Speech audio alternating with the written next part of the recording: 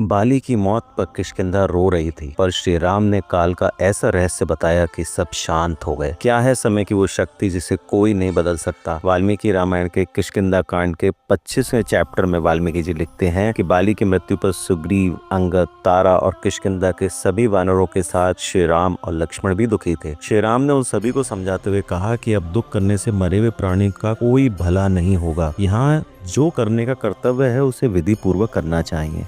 इससे ज्यादा आंसू बहाने की आवश्यकता नहीं है। लोकाचार का भी पालन होना चाहिए। समय का ध्यान रखते हुए ही सब काम करने चाहिए। जगत में काल ही सबका कारण है, वही सब कर्मों का साधन भी है और वही सबको काम में लगाए रहता है। ना तो कोई व्यक्ति स्वतंत्रता पूर्वक कोई काम कर सकता है और न किसी और को उस काम में लगा सकता है। ये शक्ति सिर्फ काल के पास है। और सबसे बड़ी बात यह है कि काल स्वयं अपनी बनाई हुई व्यवस्था का भी उल्लंघन नहीं कर सकता। काल किसी के साथ भाईचारा, मित्रता या जात बिरादरी का संबंध नहीं रखता। उसको वश में करने का कोई उपाय नहीं है। उस पर किसी का पराक्रम नहीं चल सकता। अतः सभी को इस समय जो करने योग्य काम है उसे करना चाहिए। श्री राम की बात समाप्त होने के बाद लक्ष्मण जी ने सुग्रीव जी से कहा, अब तुम अंगद और तारा के साथ मिलकर बाली के दाह संस्कार के लिए जो प्रेत कर्म होते हैं उन्हें करो। एक पालकी मंगवाओ, पुष्प माला, घी, नए कपड़े, तेल, सुगंधित पदार्थ, इन सभी सामानों को लेकर आओ और तेजी दिखाते हुए बाली को अब यहाँ से अंतिम संस्कार के लिए ले चलो। एक बहुत सुंदर पालकी में बाली के शरीर को लेटाया गया और फिर वे सब के सब तुंगभद्रा नदी के तट पर पहुंचे, जहाँ पर एक चिता तैयार थी।